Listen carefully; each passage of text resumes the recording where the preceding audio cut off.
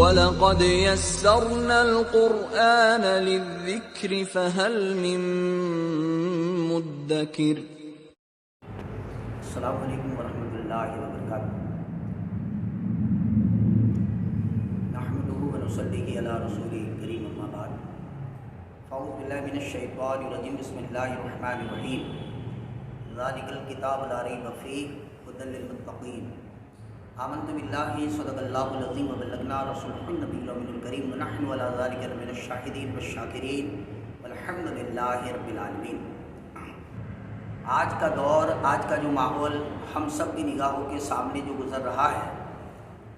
کہ بچہ پیدا ہوتے ہی جیسے ہی وہ 6 یا 8 مہینے کا ہوتا ہے کہ ماں اور باپ اس کے ہاتھ میں موبائل تھما دیتے ہیں۔ جب وہ سال بھر کا یا 1.5 سال کا ہونے کو آتا ہے تو دیکھا یہ گیا کہ خود وہ موبائل چلانے لگتا ہے۔ بڑے افسوس اور بڑی شرم کی بات ہے کہ جو مومن مسلمان ہیں وہ اللہ کے کلام قرآن مقدس سے بہت دور ہوتا جا رہا ہے، اور یہودیوں کے مشن کے اوپر اس کو فالو کر کے، یعنی کہ ان کا جو مشن ہے اس کو ہم کامیاب اور کامرانی کے ساتھ آگے بڑھا رہے ہیں۔ میں یہ نہیں کہتا کہ موبائل خراب چیز ہے، لیکن جہاں تک اس کا استعمال کرنے کا تعلق ہے وہاں تک آپ کیجیے۔ ہم مومن ہیں، ہم مسلمان ہیں، اور مسلمان آپ کے پاس میں جو دین اسلام ہے، آپ جس دین کو ماننے والے ہیں، اس کی حقانیت کی دلیل اگر قوم مسلم کے پاس میں ہے تو اللہ کا کلام قرآن مقدس ہے۔ یہ وہ کتاب ہے قرآن مقدس کہ جس کی شروعات ہی بیت سے ہوئی ہے، کہ اس کا مخاطب عیسائی اور یہودیوں کو اللہ رب العزت نے مخاطب ہو کر ہی کئی مفسرین کرام نے بیان فرمایا کہ یہ وہ کتاب ہے، یہ وہ کتاب ہے، وہ کتاب سے مراد اگلی کتاب ہے کہ جیسا توریت ہے، زبور ہے، انجیل کے جس کے اندر اس کتاب کا ذکر ہو چکا ہے۔ تو آپ تمام ہی ان لوگوں سے مخاطب کر فرمائے کہ آپ اس کتاب یعنی قرآن کی تصدیق کریں، جو آپ کی کتابوں کے اندر جس کا ذکر آیا وہ کرے یا نہ کرے، اور وہ ان کی بات ہے، لیکن ہم جب ایک اللہ کو ماننے والے،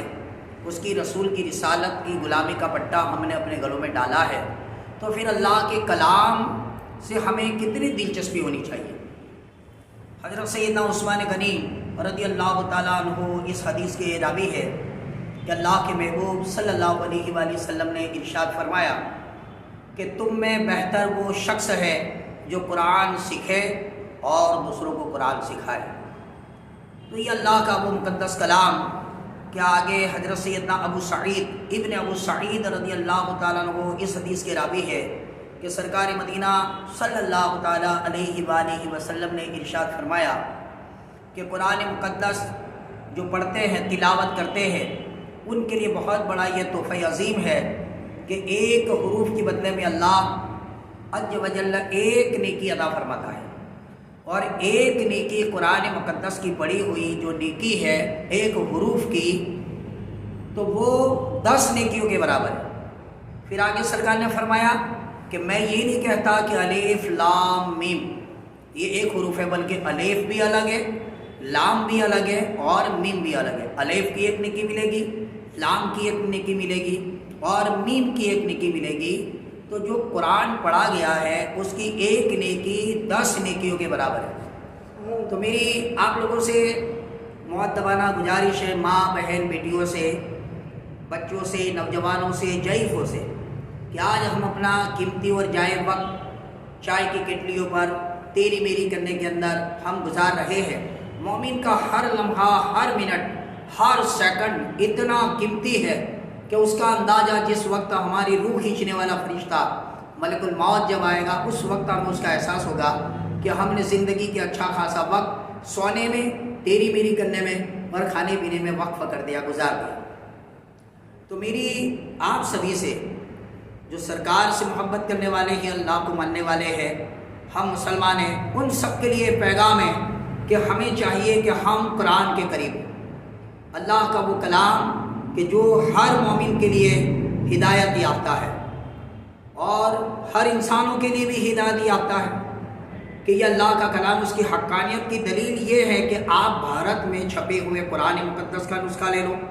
یا پاکستان کے اندر چھپا ہوا لے لو، چائنا کے اندر چھپا ہوا لے لو، یا افغانستان کے اندر ہے، امریکہ کے اندر ہے، یا یوروپ ہے، جارڈن ہے، لبنان ہے، سعودی عربیہ ہے، مکہ معظمہ ہے، مدینہ منورہ ہے، کہاں کہیں کسی بھی پریس کے اندر چھپا ہوا تمام قرآنوں کو جو چھپے ہوئے نسخے اس کو جمع کر لو،